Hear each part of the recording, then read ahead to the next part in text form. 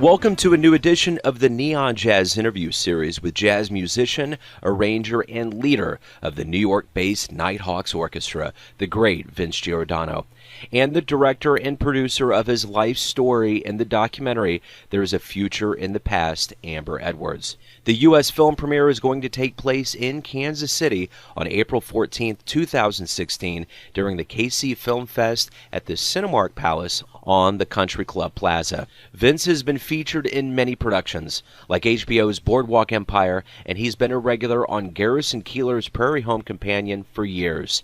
He is steeped in preserving jazz from the bandstand and in Pulp. For Amber, she is originally from the Kansas City Metro, and this premiere will be a homecoming. Both speak passionately about this production, what it means, and much more. Dig this collective interview, my friends. How long has this journey taken to get this onto film and to the public eye? Well, quite a few years. I mean, it's somewhere between 2 and 3 years that they were filming, not consistently, because they'd have other projects, setting up different venues, interesting gigs to film. They tried a lot of different angles, and I love their film work.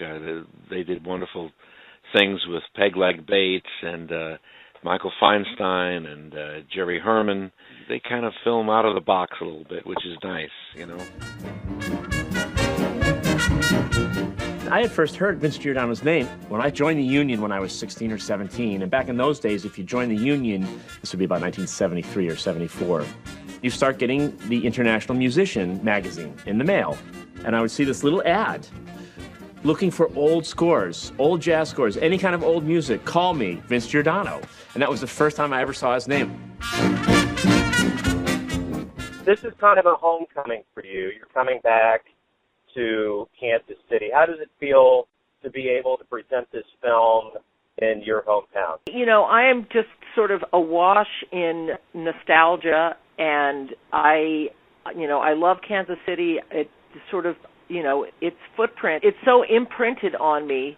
Every time I come back, I haven't been back in a couple of years, but every time I come back, I'm always sort of surprised by the physical changes that have gone on, and you expect to see it the way it was in your childhood, and it's not there. I am so happy to be coming back, particularly with this film, which is about jazz music, because that's where I learned to love jazz. This is the best band I've ever played in. It's the most important band I've ever played in, and it's about the most important thing in my life right now. So how do you feel about the American premiere of the film being in the home of Charlie Parker? Great. I mean, Kansas City jazz goes way back, to Hugh Day Bowman with the 12th Street Rag and Benny Moten and Coon Sanders, the original Nighthawks, and there's Charlie Parker and Count Basie being in there, and Georgie Lee. I mean, there's so much great jazz that has evolved out of Kansas City, and it's got a wonderful, I love the Marr Sound Archive there. Chuck Haddix, it's a great city who appreciates where it came from and where it's going. There is no band in the world, and I've heard maybe all of them who play this music as well as this band. To do it right, you have to listen to the records. You can't just read what's in the music, and you have to read what's in the music, because sometimes what's on the record isn't exactly what we play. Sometimes the arrangements are doctored or changed. This is going to be a hard thing for you, probably. It's going to seem strange, but I'm going to ask you to kind of step away from this project and look at it and answer this. How do you think Vince was portrayed in this film? His life, and how well and accurately did you get him nailed? I will say that many people who have seen the film who are close to Vince, including the guys in his band and people who have worked with him, have said that we got it warts and all, which was our goal. I'm in awe of the arrangers. They're the unsung heroes of this music. It's the guys that actually put the dots on the page. What would you like the audience member to take away from this documentary when they leave the movie house? What would be your ideal notion of how they feel about this film? Well, one of the things that people have told me who have seen it is that how much work is involved, in keeping the band together, and particularly the vintage band. And you're fighting so much competition out there with TV and Netflix and just all other kinds of forms of entertainment of the present day. And here you are, just going to war all the time. And the amount of preparation, the setup, the orchestrating, moving stuff around, the getting the guys together, the rehearsing, to try to achieve something that not too many people are interested these days. It's not the music of today, it's the music of another time. So they come out and say, wow, I have a different feeling. Because people just usually, they come to see us play and like, well, that's fine, everything is done. It's sort of like, when you go to a dinner, and you have your nice meal, but you really are not there since its inception, going out shopping and cooking and chopping and preparing and all that stuff, and that's what it's like. It's like making a big meal, and you get to see how it all started.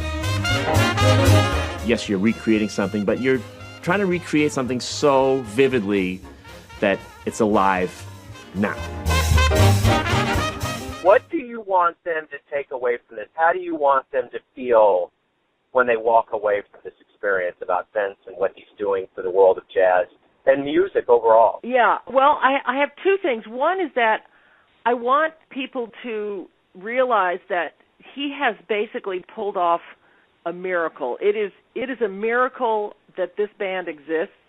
The big band financial model kind of imploded on itself in the 1940s.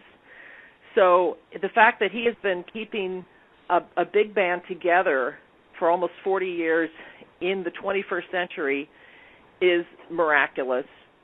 The commitment, which I would say is a monomania, the commitment that he has to this music and doing it the pure way, the right way, that's one of the things that we try to really bring out in the film, is that he is absolutely a perfectionist. But I would like people to realize how much work, and it's not just about schlepping all of his gear and his 400 pounds of music with no road crew.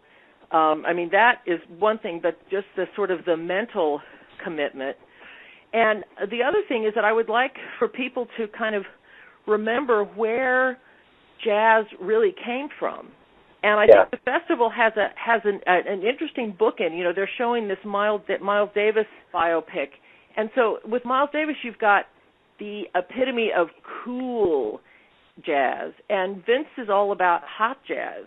And I think the journey that jazz made of being something social, something that you dance to, something that you drink to, something that you cannot sit still for, which is what Vince offers, to this kind of, cathedral experience where you listen and it's cerebral, it's intellectual, God forbid you would dance to it. And I think it's a good reminder of how all art forms evolve.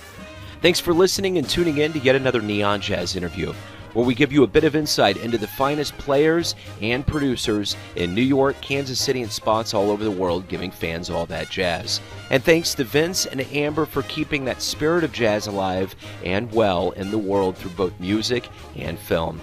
If you want to hear more interviews, go to Famous Interviews with Joe Domino on the iTunes Store, or visit theneonjazz.blogspot.com for all things Neon Jazz. Until next time, enjoy the music, my friends.